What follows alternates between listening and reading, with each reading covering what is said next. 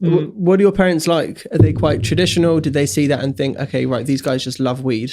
No, it wasn't about weed. They understood it wasn't. It was more a wellness angle to it, right? That's what's super interesting. And what we do is sort of destigmatizing the plant as well. So they were. I mean, are they traditional? Probably, but they sort of eventually understood and accepted, and now they, I guess, forgave us for doing it. But yeah, it was very, very stressful. So I've got so many questions even on that. It's okay. So I mentioned, did they just naturally assume it's about weed, CBD, weed, cannabis, and so on?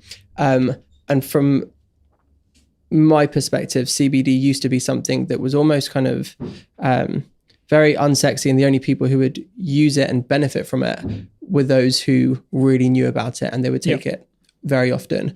Whereas, if you look at Trip, the branding is sexy. Everything about it is almost appealing to a new audience of new people who are perhaps going to try it for the first time. But linking back to the cannabis, the actual weed sign, that must be one of the most recognizable symbols out there. So was there temptation to use that, or was it a case of we do not want to be associated with, weed and cannabis, but rather CBD and the good, benefits that come from that? Yeah, I think the latter, and I think it's very important in the markets where we were launching.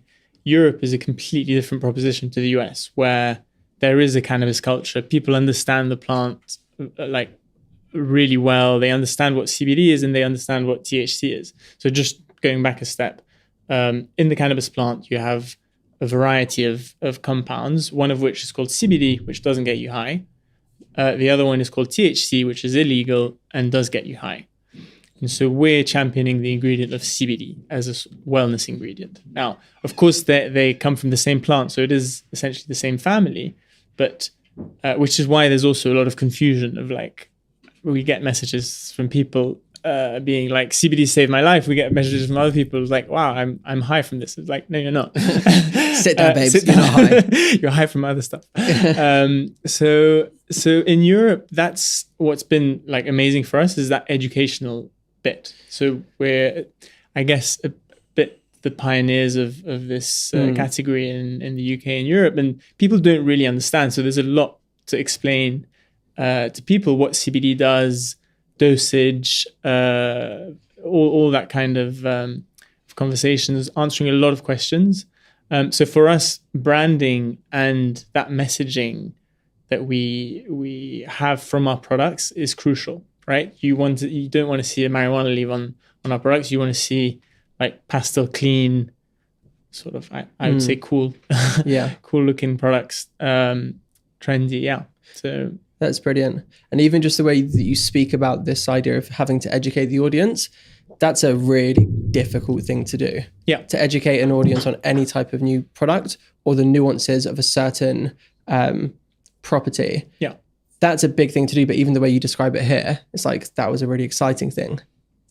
Exactly. Especially the way, so things sort of worked out quite nicely for us for many reasons. One, traditional like advertising ways aren't really allowed. So you're not allowed to advertise CBD on Instagram, Facebook, Google, etc. So you really have to think creatively, do it a bit the old-fashioned way, hope to have like peer-to-peer recommendations, and to be honest, build a community.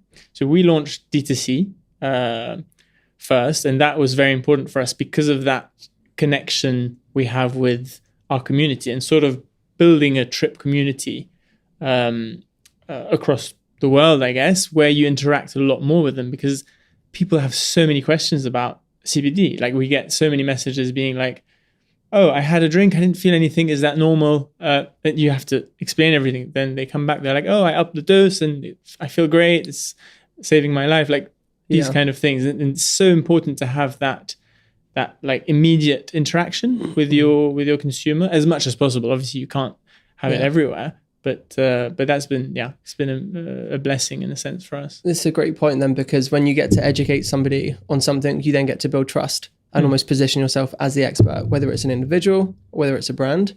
And in terms of community, one of my colleagues, Peter, he's obsessed with Trip. Okay. I think his exact words were, if I drink Trip, it's impossible to have a bad day or it's impossible to have bad thoughts or something like that. And Amazing. so I thought that was really cool. And so when you talk about educating people on the actual dosage, or, you know, I've had a drink and I didn't feel much from it, what's the answer to that? So that's one of the most common questions we get. So I like to think of CBD as an ingredient, like you think of sort of alcohol or caffeine. They have like immediate effects, except CBD is a lot more subtle as an effect. A lot of people get placebo effects, others don't. There's all sorts of interacting things. And with dosage, there's not one dose that works for everyone. It's a very personal thing.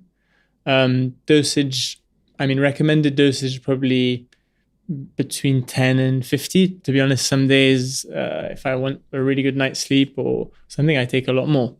Our drinks have 15 milligrams in them, which for some people, they have an effect from it, others don't, right? The effect also depends on so if you're stressed, then it's more likely to have an effect on you. If you're super chilled and super balanced, it's not going to make you even more balanced than that. Yeah. So it's like how CBD works.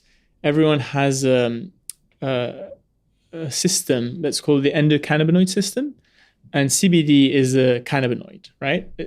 So this system has receptors which CBD interacts with. And when your system's in balance, that sort of helps anxiety, inflammation, depending on what's in balance. CBD helps balance it out, essentially.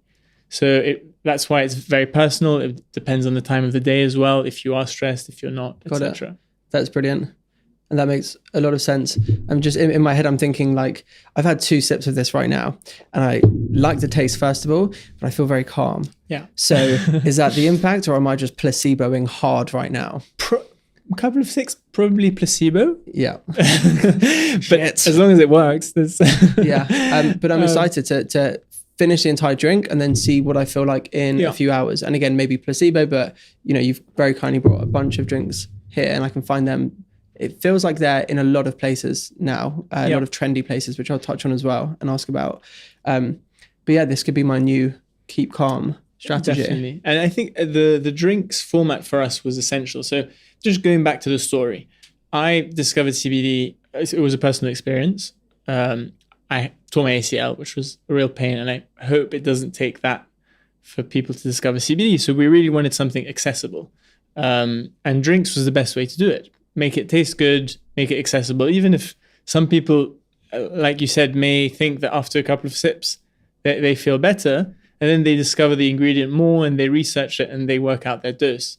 So what our strategy has been around that in Europe, because it's a new market, just like I had no clue what CBD was at the time, I discovered it the hard way. And if I discovered it through a drink before, it would have been a lot easier. And my use of CBD is not for recovering injuries. My use is a daily wellness use. So is it for live. So yeah, our strategy is to introduce people through the drinks and then either trade them up to the oils or be with them throughout the whole journey of CBD, essentially. Got it.